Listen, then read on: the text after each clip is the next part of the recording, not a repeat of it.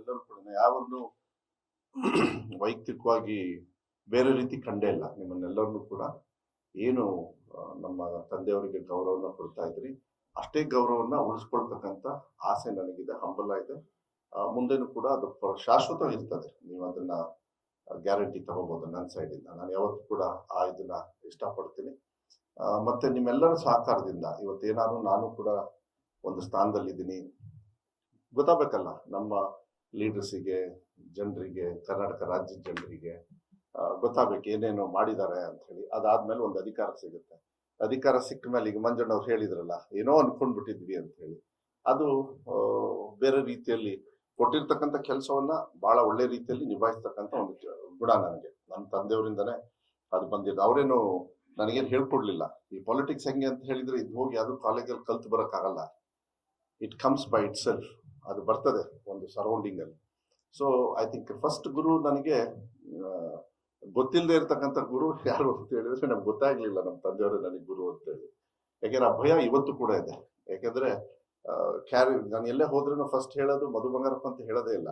ಇಂಥ ವಿಶೇಷವಾಗಿರ್ತಕ್ಕಂಥ ಸಂದರ್ಭದಲ್ಲಿ ಬಂಗಾರಪ್ಪ ಅವರ ಮಕ್ಕಳು ಅಂತ ಹೇಳಿ ಹೇಳ್ತಾರಲ್ಲ, ಜವಾಬ್ದಾರಿ ಜಾಸ್ತಿ ಆಗುತ್ತೆ, ರೆಸ್ಪಾನ್ಸಿಬಿಲಿಟಿ ಇರ್ತದೆ. ಅದನ್ನ ಬಹಳ ಹುಷಾರಾಗಿ ಕಾಪಾಡಬೇಕಾಗತ್ತೆ. ಅದೇ ನಮ್ಮ ವೆಲ್ತ್.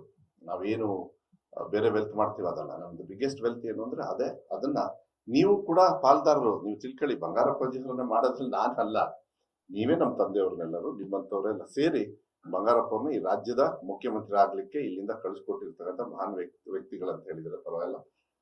ಅದೇ ರೀತಿ ನಾನು ಕೂಡ ಇವತ್ತು ಒಂದು ಶಿಕ್ಷಣ ಸಚಿವರಾಗಿ, ಯಾಕಂದ್ರೆ ಯಾರು ಎಕ್ಸ್ಪೆಕ್ಟ್ ಮಾಡಿರ್ಲಿಲ್ಲ. 2 ವರ್ಷ 4 ತಿಂಗಳಾಯ್ತು. 2 ವರ್ಷ 4 ತಿಂಗಳಲ್ಲಿ ನಾನು 2 ವರ್ಷ 4 ತಿಂಗಳ ಹಿಂದೆ ನೋಡಿದಾಗ ಸಚಿವರಾಗಿ ಹೇಳಿದ್ರು, ನಮ್ಮ ಹೆಸರುಗಳು ಬಂದವು. ಅದಾದ್ಮೇಲೆ ಈ ಪೋರ್ಟ್ಫೋಲಿಯೋ ಯಾವ್ದು ಕೊಡ್ತಾರೆ ಅಂತ ಹೇಳಿ ಮಾಧ್ಯಮದವರು ಒಂದೊಂದು ಹಾಕಿದ್ರು. ನಮ್ಮ ಕುಲು ಕಸಬ ಒಬ್ರು ಹಾಕಿದ್ರು, ಒಬ್ರು ಇನ್ನೊಂದು ಹಾಕಿದ್ರು. ಅದೆಲ್ಲ ಇರ್ತದೆ, ಯಾಕಂದ್ರೆ ನೀವು ಮಾಡ್ತೀರಿ, ಈಗಲೂ ಮಾಡ್ತಾ ಇದ್ರಿ. ಕೆಲವ್ರನ್ನ ತೆಗಿತಾರೆ, ಕೆಲವ್ರನ್ನ ಉಳಿಸ್ತಾರೆ ಅಂತ. ಅದು ನಿಮ್ ಕಂಟ್ರೋಲ್ ಇಲ್ಲೇ ಇಲ್ಲ. ನಮ್ಮ ಪಾರ್ಟಿಯಲ್ಲಿ ನೀವು ಎಷ್ಟೇ ಪ್ರಶ್ನೆ ಹಾಕಿದ್ರು ನಾವು ಇರ್ತದೆ ನಿಮ್ ಪ್ರಶ್ನೆ, ಬಾಯಿ ಮುಚ್ಕೊಂಡಿರ್ಬೇಕು, ಹೈಕಮಾಂಡ್ ಜವಾಬ್ದಾರಿ ಕೊಡ್ಬೇಕು ಅಷ್ಟೇ, ಮತ್ತಿನ್ನೇನಿಲ್ಲ ಇದ್ರೊಳಗೆ. ಸೊ ಆ ಪ್ರಶ್ನೆ ಆದಷ್ಟು ನೀವೇ ಎಡಿಟ್ ಮಾಡ್ಬಿಟ್ರೆ ಒಳ್ಳೇದು, ಬಿಫೋರ್ ಯು ಆಸ್ಕ್. ಆದ್ರೆ ನನಗೆ ನಾನು ಎಕ್ಸ್ಪೆಕ್ಟ್ ಮಾಡಿರ್ಲಿಲ್ಲ ಮಾನ್ಯ ಮುಖ್ಯಮಂತ್ರಿಗಳು ಇಷ್ಟು ಒಂದು ದೊಡ್ಡ ಇಲಾಖೆ, ಇದು ಬಹಳ ದೊಡ್ಡ ಇಲಾಖೆ, ಇದು ಒಳ್ಳೆ ವ್ಯಕ್ತಿತ್ವನ ಫೌಂಡೇಶನ್. ಇದೆಲ್ಲ ನಾವೆಲ್ಲರೂ ಇವತ್ತು ನಾನು ಇಲ್ಲಿ ಕುತ್ಕೊಂಡಿದ್ದೀನಿ ಅಂದ್ರೆ ಫೌಂಡೇಶನ್ ಮೇರಿ ಮಾಕ್ಲೆಟ್ ಸ್ಕೂಲು. ನಮ್ಮ ಅಲ್ಲಿ ಅವಾಗ ನರ್ಸರಿಗೆ ಎಲ್ಲ ಹೋದ್ನೋ ಗೊತ್ತಿಲ್ಲ, ನಂಗೆ ನೆನಪಿಲ್ಲ ಅಷ್ಟೊಂದು, ಯಾಕಂದ್ರೆ ಗೊತ್ತೇ ಆಗ್ಲಿಲ್ಲ. ಅದಾದ್ಮೇಲೆ ಸೆಂಟ್ ಚಾರ್ಲ್ಸ್ ಸ್ಕೂಲು, ಅದಾದ್ಮೇಲೆ ಸೆಂಟ್ ಜೋಸೆಫ್ ಸ್ಕೂಲ್ ನಾನು ಬೆಂಗಳೂರಲ್ಲಿ ಹೋದೆ. ಬಟ್ ಆ ಫೌಂಡೇಶನ್ ಇದೆಯಲ್ಲ, ಅದು ಎಸೆನ್ಸು. ಮನೆಯಿಂದ ಎದ್ದು ನಡ್ಕೊಂಡು ಹೋಗ್ತಕ್ಕಂಥದ್ದು. ಕಾರ್ ಇದ್ರು ಕೂಡ ಕಾರಲ್ಲಿ ಏನ್ ಬಿಡ್ತಾ ಇರ್ಲಿಲ್ಲ ನಮ್ಮನ್ನು, ಕಾರನ್ನು ಮುಟ್ಟಕ್ಕೂ ಬಿಡ್ತಾ ಇರ್ಲಿಲ್ಲ.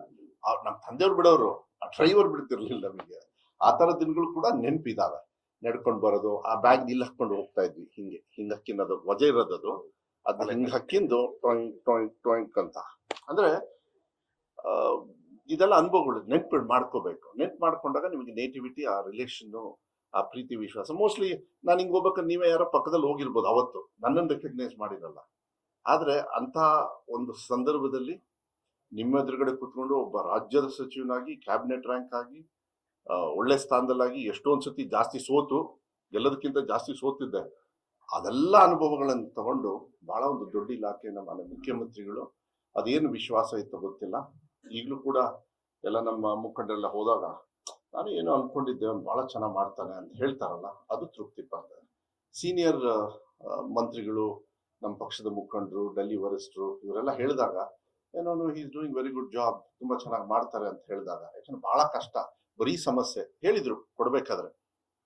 ಮಧು, ನಾನು ಬೇರೆ ಇಲಾಖೆ ಕೊಡ್ಬೇಕಂತ ಇದ್ದೆ. ಡಿ ಕೆ ಶಿವಕುಮಾರ್ ಅವ್ರು ಬಂದು, ಅವರು ಮತ್ತೆ ಸುರ್ಜೇವಾಲ್ ಅವರು, CM ಅವರು, ಮೋಸ್ಟ್ಲಿ ನಮ್ಮ ಅಧ್ಯಕ್ಷರಿಗೂ ಮಾನ್ಯ ಮುಖ್ಯಮಂತ್ರಿಗಳು ಹೇಳಿರ್ಬೇಕು, ಅವ್ರಿಗೆಲ್ಲರಿಗೂ ಗೊತ್ತದು. ನಾನು ಎಷ್ಟೊಂದು ಸಂದರ್ಭದಲ್ಲಿ ಹೇಳ್ಕೊಂಡಿದ್ದೀನಿ. ಕೊಟ್ಟಿರೋ ಕೆಲಸ ಯಾವ್ದೇ ಆಗ್ಲಿ ನಾ ಮಾಡ್ತೀನಿ, ಹಿಂದೆ ಮುಂದೆ ನೋಡೋದೇ ಇಲ್ಲ. ಅದು 100ಕ್ಕೆ 100 ಆಗದೆ ಇರತಕ್ಕಂಥ ಕೆಲಸನೇ ಇಲ್ಲ. ಒಬ್ಬ ಮನುಷ್ಯ ಮಾಡ್ಬೋದು ಅಂದ್ರೆ ನಾ ಮಾಡ್ಬೋದು.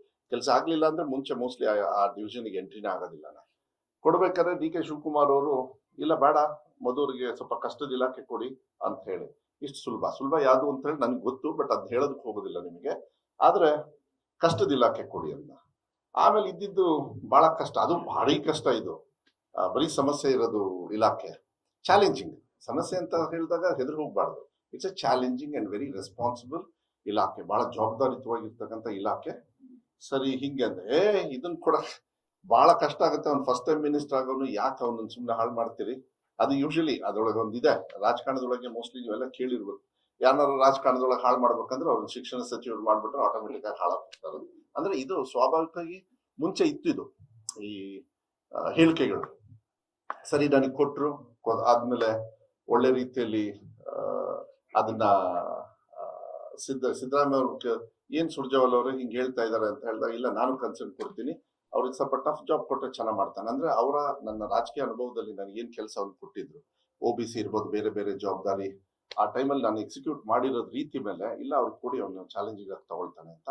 ಆಮೇಲೆ ಮನೆ ಮುಖ್ಯಮಂತ್ರಿ ಕೊಡ್ಬೇಕಾದ್ರೆ ಹೇಳಿದ್ರು ನಂಗೆ ಏನಂತ, ಅದು ಕಷ್ಟದ ಇಲಾಖೆ, ಸ್ವಲ್ಪ ತೊಂದರೆಗಳಾಗ್ತವೆ, ಹುಷಾರಾಗಿ ಜವಾಬ್ದಾರಿತ್ವಾಗಿ ಮಾಡಪ್ಪ, ಬಹಳ ಒಳ್ಳೆ ಹೆಸರು ಮಾಡ್ಬೋದು, ಇಲ್ಲ ಕೆಟ್ಟ ಹೆಸರು ಬರುತ್ತೆ ಅಂತ ಹೇಳಿದ್ರು. ಆದ್ರೆ ನಾನು ಆ ಕೆಟ್ಟ ಹೆಸರು ಕಡೆ ತಲೆನೇ ಕೆಡ್ಸ್ಕೊಳಕ್ ಹೋಗ್ಲಿಲ್ಲ. ಇವತ್ತು ಕೂಡ ನಾನು ಈ ಇಲಾಖೆ ತಲೆನೇ ಕೆಡ್ಸ್ಕೊಳ್ಳಿಲ್ಲ. ಚಾಲೆಂಜಿಗೂ ಒಳ್ಳೆ ಹೆಸರು ಬರುತ್ತೆ, ಆ ಗೈಡೆನ್ಸ್ ಇದೆಯಲ್ಲ, ಮೋಸ್ಟ್ಲಿ ನಮ್ಮ ತಂದೆಯವರು ಇದ್ದಿದ್ರು ಅದೇ ಹೇಳ್ತಾ ಇದ್ರು. ಅದನ್ನ ಮಾನ್ಯ ಮುಖ್ಯಮಂತ್ರಿಗಳು ನನಗೆ ವೈಯಕ್ತಿಕವಾಗಿ ಹೇಳಿದಾಗ ಅದನ್ನ ರೆಸ್ಪಾನ್ಸಿಬಿಲಿಟಿ ತಗೊಂಡ ಮೇಲೆ ಆಲ್ಮೋಸ್ಟ್ ಒಂದು 11 IAS ಆಫೀಸರ್ಸ್ ಬರ್ತಾರೆ. One of the biggest department. But 40% of man power ಏನಿದೆ ನಮ್ಮ ಸರ್ಕಾರಿ ನೌಕರರು ನನ್ನ ಇಲಾಖೆಯಲ್ಲಿದ್ದಾರೆ. ಎಲ್ಲ ಹಳ್ಳಿಯಲ್ಲೂ ಹೆಚ್ಚು ಕಮ್ಮಿ ನನ್ನ ಇಲಾಖೆ. 46,000 ಗ್ರಾಮ ಪಂಚಾಯತ್ ಅಲ್ಲ, ಗ್ರಾಮ ಪಂಚಾಯತ್ ಹಳ್ಳಿ ಒಂದು 60-70,000 ಇರ್ಬೇಕು ಹಳ್ಳಿಗಳು. ಈ ರೆವೆನ್ಯೂ ವಿಲೇಜಸ್ ಎಷ್ಟಿದೆ ಗೊತ್ತಿಲ್ಲ. ಒಂದು 46,000 ಬರೀ ಶಾಲೆಗಳಿದಾವೆ ಅಂದ್ರೆ ನೀವು ಅರ್ಥ ಮಾಡ್ಕೊಳ್ಳಿ ಎಲ್ಲಿವರೆಗೂ ಹೋಗ್ತದೆ ನಮ್ಮ ಇಲಾಖೆ ಅಂತ ಹೇಳಿ ಕೊಟ್ರು.